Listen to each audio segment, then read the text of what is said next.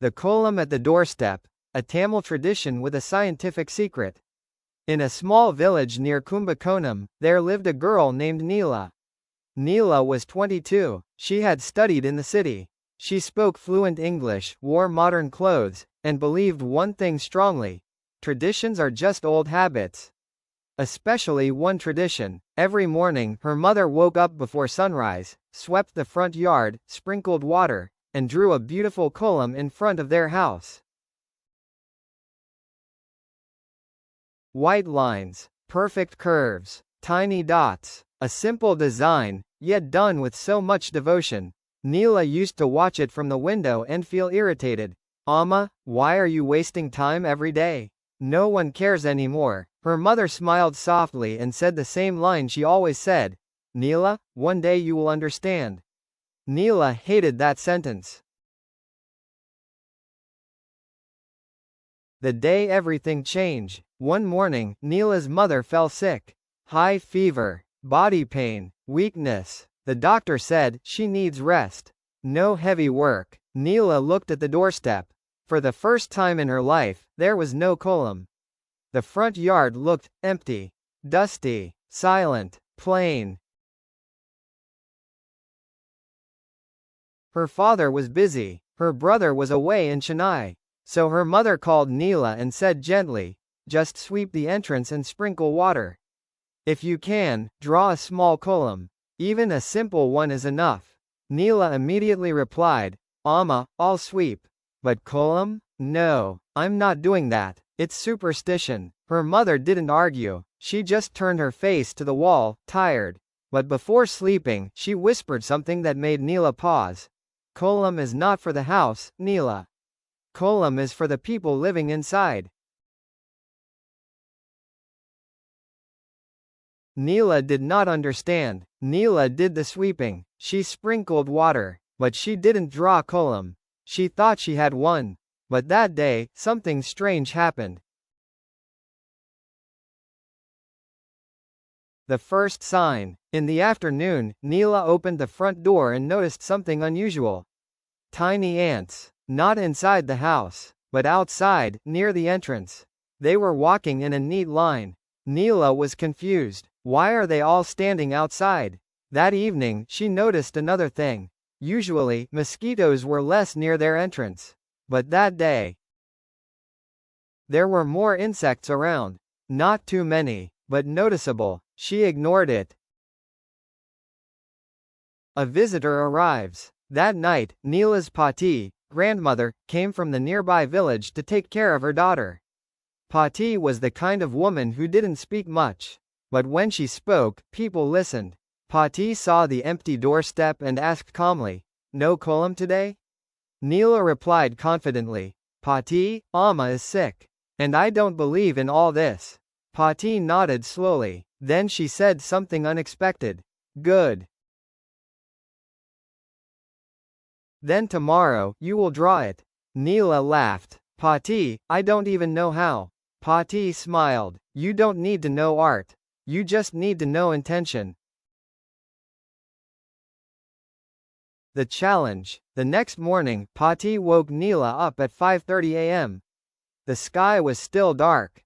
Cold air. Silence everywhere. Pati handed her a small bowl of rice flour.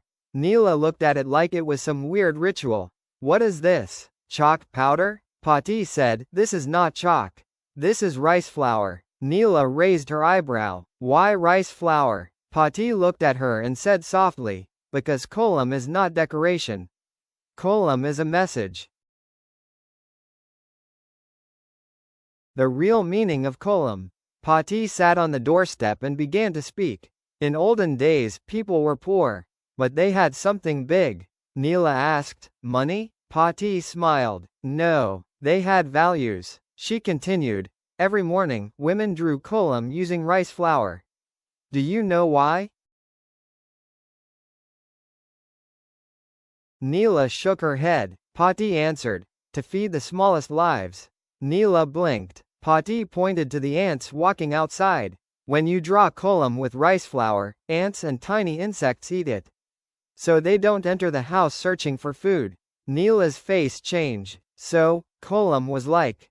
Pati finished her sentence. A peaceful agreement.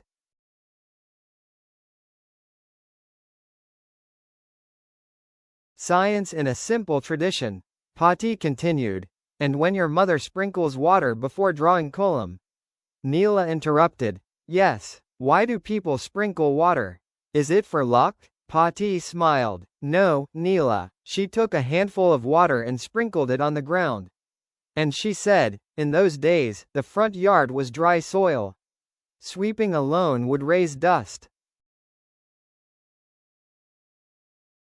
Dust carries bacteria. Dust enters the house. Dust enters your lungs. Neela stayed silent. Pati said, sprinkling water makes the dust settle.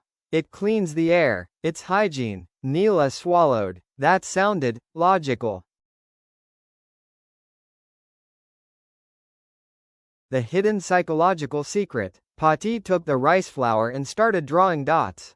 Then lines. Then curves. Her hands moved like she was writing a poem. Neela watched. And slowly, she felt something. Calm. Like her mind was becoming quieter. Pati said without looking up. You feel it, right? Neela asked, what? Pati smiled. This is not only for insects. Kolam is for the mind. Kolam equals ancient mindfulness. Pati explained. When women wake up early, their minds are full of worries. Money, children, work, husband, health. Kolam forces the brain to focus. Dots, lines, symmetry. It becomes a form of meditation. Neela whispered, so it's like therapy? Pati nodded. Exactly. Pati suddenly stopped drawing. She looked at Neela. Do you know why kolam is drawn at the doorstep and not inside the house? Neela said, no. Pati said, because the doorstep is where the world meets your home. Then she added, some people bring love. Some people bring jealousy. Some people bring pain. Kolam is the first thing they see. It tells them, this house is disciplined. This house is clean. This house has dignity. Neela felt goosebumps. Neela's memory returns. Suddenly, Neela remembered something from childhood. Every morning, when her mother drew kolam, the neighbors used to stop and talk. They smiled. They shared news. They laughed. The doorstep wasn't just an entrance. It was a small community space.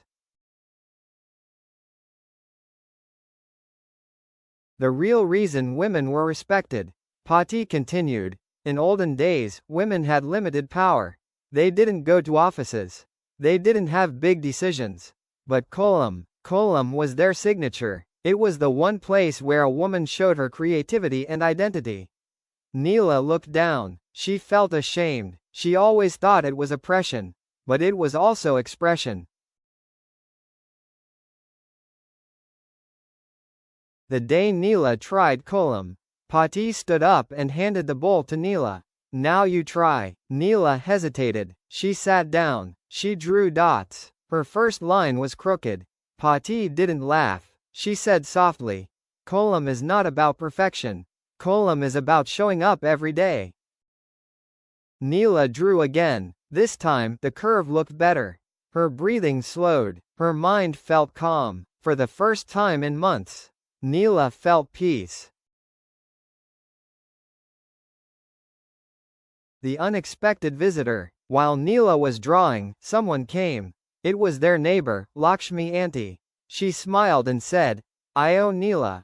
You're drawing kolam ah? Your Amma will be so happy." Neela smiled politely. Lakshmi Auntie looked at the kolam and said, "Good girl. Now your house looks alive again." That line hit Neela hard. Alive again. The biggest truth. That night, Neela sat near her mother's bed.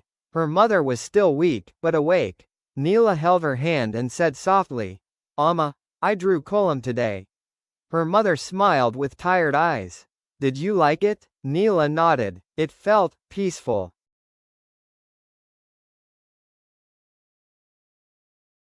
Her mother's eyes became wet. And she said, "See, Neela, this is why our ancestors created it." Neela asked, "Amma, was it for luck?"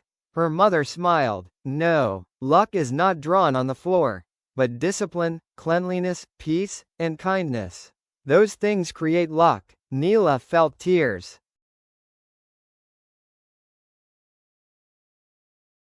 The most beautiful ending. From that day onwards, Neela drew Kolam every morning. Not because she feared bad luck. Not because someone forced her.